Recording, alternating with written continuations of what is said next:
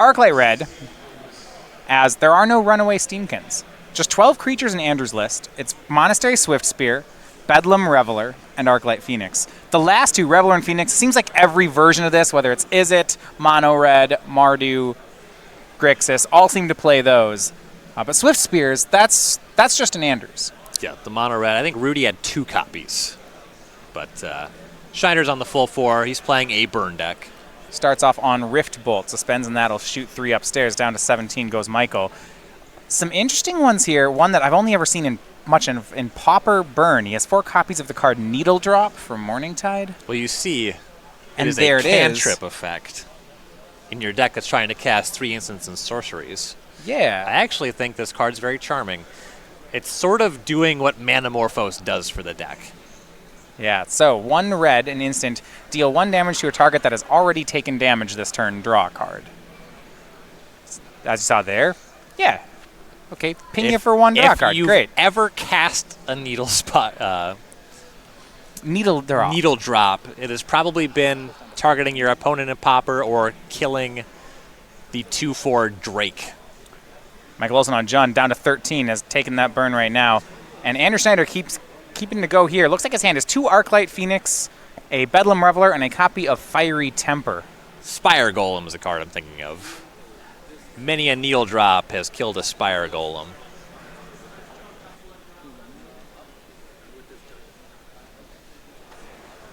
Seal of Fire from Michael Olson. Michael Olson also a winner here on the tour in the SCG Indie Open. Seal of Fire and Tarmogoyf from Olson. So that's kind of a nice 1-2 here, getting an enchantment into the graveyard. Yeah. Also gets to leave that up. I don't know how much he's figured out about the decks he's playing against, but Seal of Fire can sit around and block 1 time with the Phoenix attacking. Fiery Temper upstairs. Olson's down to 8.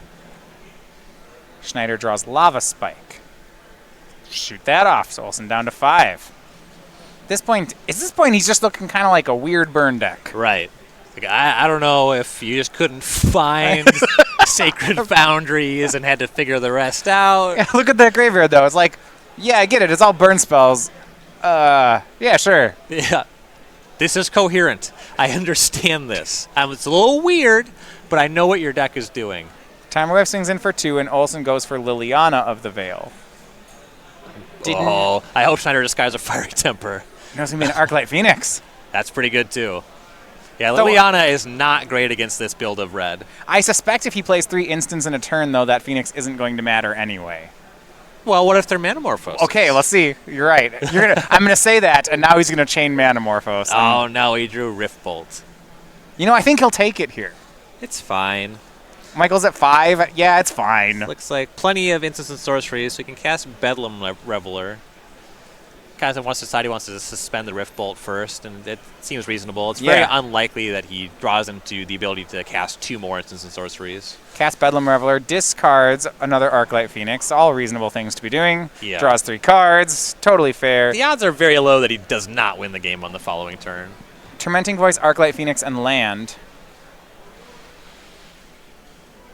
Okay, so the Arclight Phoenix is an easy discard to the Liliana. Well, hold on. No. I guess there's Seal of Fire in play. I was going to say I want to make land 4 and cast the Arclight Phoenix, but it would get hit by Seal of Fire. But next turn, you mean? Yeah, next turn. Sure. Like, right, if I discard the other card, then I can just hit you with the Phoenix. Well, you have 1 spell with the Rift Bolt coming off Suspend, and that's why I like just using Tormenting Voice, discard the land, and it's like pretty likely you're able to cast another spell. Yeah. Also, I like to get a little fancy. I always like the derpy plays. I will cast my 3/2 haste, my Snare Thopter. -2, Bedlam Reveler into the graveyard. Tarmogoyf pumps to 3/4. Yeah, Schneider's not missing that one. And I'm looking at Olsen's deck. No Kitchen Finks in the main. His only source of life gain are 3 copies of Scavenging Ooze. Scavenging Ooze would have been nice if he had that already and could just exile these Phoenixes. As it stands, it's pretty easy for Schneider to get in for some lethal damage here.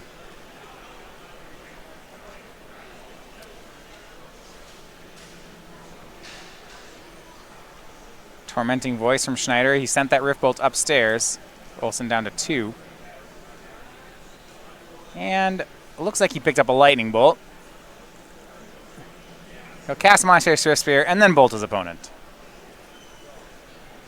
Well, that's that'll lethal. do it. That'll it's still do 3 it. spells. It's lethal, but it is 3 spells. Oh, yeah, we can get back our arc lights. A lot of bad news more. for Olson there.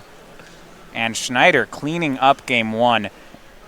More or less just looking like a burn deck, but a solid game 1 even for a burn deck. Yeah, like the Bedlam Reveler was cool. It was kind of making up the difference of not having Boros Charm in your deck, though. Yeah. It wasn't pushing it over the top. The fact that if he had to point burn spells at creatures, though, he would have been getting back Phoenixes there. You see how there were some potential upgrades relative to playing just burn. Yeah, if Michael had had a handful of Inquisition of Kozilek, which John really likes to do in the matchup, I think Schneider could have still won. Right. And that's something, multiple Inquisitions is a great way to beat burn normally. Yes. So let's move over to the sideboards. Michael Olson, he's going to need some life gain. Or something. 2 Anger of the Gods, 2 Collective Brutality, 2 Damping Sphere, 2 Nihil Spellbomb, and then he has some one-ofs, which would be Liliana the Last Hope, Kalatas, Assassin's Trophy, Angrath. Ooh. That's nice. Surgical Extraction, Ancient Grudge, and Grafdigger's Cage. So Collective Brutality is great here. It's great against burn. It's a little bit worse here because Schneider is playing a deck that has sort of a mid-range plan. Yeah. So he's going to want to supplement that with some of this graveyard hate. I like the Kalitas a lot. I actually really like what Arclight Red is doing here. Traditional burn has trouble with Collective Brutality. The card's just incredible. It's a 3-for-1. Yes. I feel like in this matchup, it's still a great card, but instead of being a 3-for-1, it's probably no better than a 2-for-1, maybe even 1-for-1 sometimes. Yes, yeah, the card can be a little bit weak in a matchup like this. Olson has some options that are a little bit mopey. I don't like something like Nihil Spellbomb in the matchup. It can be fine. I suppose it specifically pushes back on Bedlam Reveler. You want some amount of graveyard hate. Anger of the Gods is a little bit weak. You don't know how many creatures are in Schneider's deck. It's a new deck, but you know minimally it does not kill Bedlam Reveler, and you have to take a hit off of Phoenix Swift Spear before you can answer it. So I think that card's a little bit weak in the matchup. But some stuff like Surgical to answer all the Phoenixes could be pretty important for Olson in this matchup. And that's why I like this mono red deck so much. We're talking about a matchup where Michael got basically lava spiked 4 times, and then we're saying, yeah, he's going to have to board in Surgical Extraction. Right?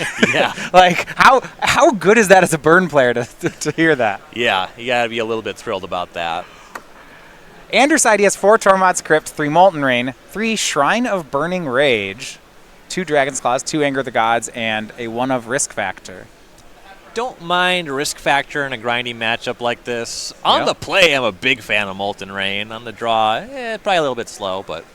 Tell me about these Shrine of Burning Rages. So this is a really interesting card because if your opponent's fighting the graveyard, if your opponent is fighting your burn spells, so some combination of, Grafdigger's Cage, Collective Brutality in a matchup like this, you just cast Shrine of Burning Rage.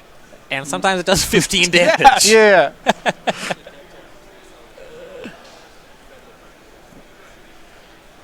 Yeah, do you feel like this is the matchup where you'd want to do that? Jund closes a little quickly, so I like Shrine. If I'm getting clocked by a Tarmogoyf, maybe not. Yeah, you also have the issue where your opponent's probably playing some number of Assassin's Trophy, and Maelstrom Pulse. So they have answers to Shrine, which can be a little bit embarrassing. I like it a bit better against some of the other grindy decks where it's more likely to stick around. It feels like, I think, if your opponent is hating out your graveyard, your Bedlam Revelers are going to be pretty uncastable, and maybe this is another different way to go big.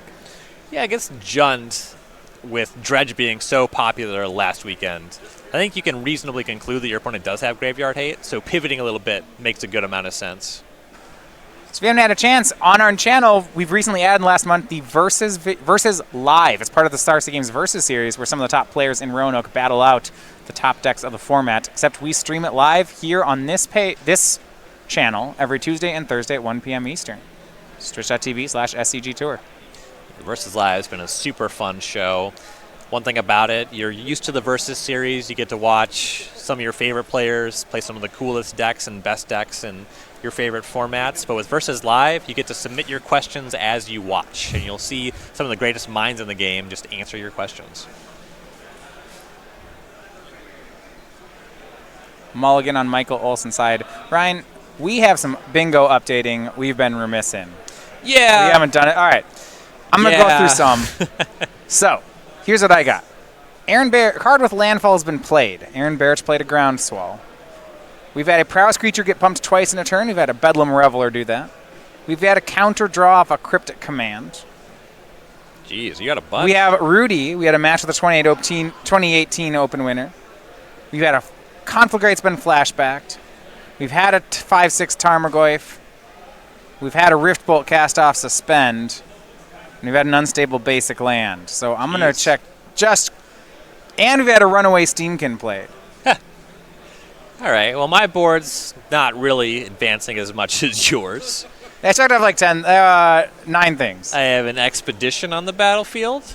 That's going to be Ben Nikolic with his Sacred Foundry. He also cycled a Hieroglyphic Illuminations.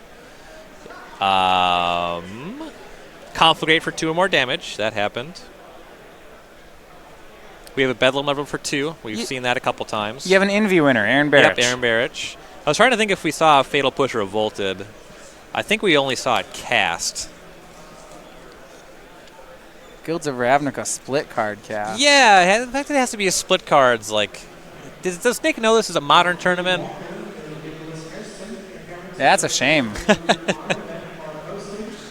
Are they putting Find Finality in the Golgari? Is Sol Malkon Find Finality? You have a square of turn 3 Tron, which I think's funny because we've had turn 3 Tron made under Alpine Moon, but that's like definitely not Tron.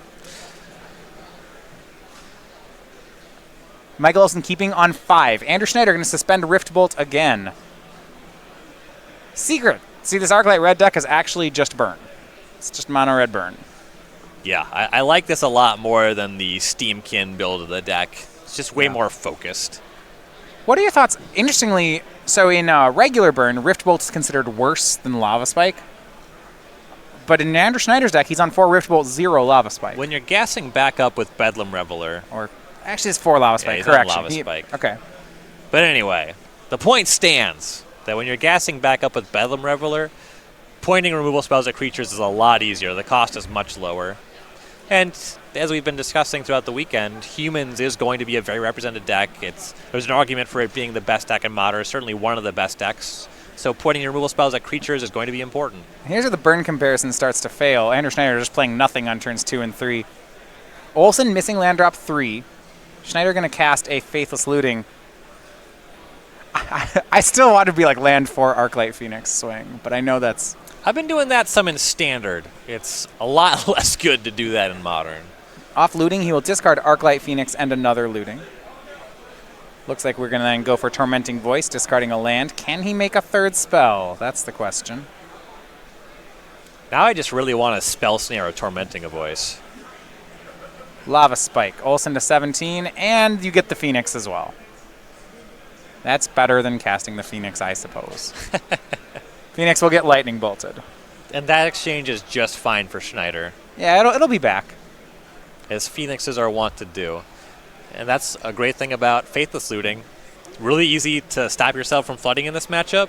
And it's also just spell 1. You get to get started when you're able to start with flashing back the Faithless Looting. Now let's watch this one. Monastery Swift Spear. Lightning Bolt on the ooze. Lightning Bolt upstairs. Needle Drop upstairs. Ooh, and this is a big Swift Spear. Yeah. All right, so Mike goes into 13. His prowess is at 3. Here comes Art Like Phoenix to join the party. Swift Spear is a 4. Phoenix is 3. Here's a swing for 7. Olson to 6. Not bad. Nice turn. Scavenging Ooze. Go. That's not going to do it. No, one more Bolt effect should do it. And there's a Rift Bolt in Andrew's hand. Flame Jab. Oh, now we're just styling. Flame Jab. Yeah. Oh, yeah. And I still have this Rift Bolt. Andrew Schneider, two-game winner. I'm a huge fan of this one of Flame Jab. Whew. You know, you wouldn't believe it.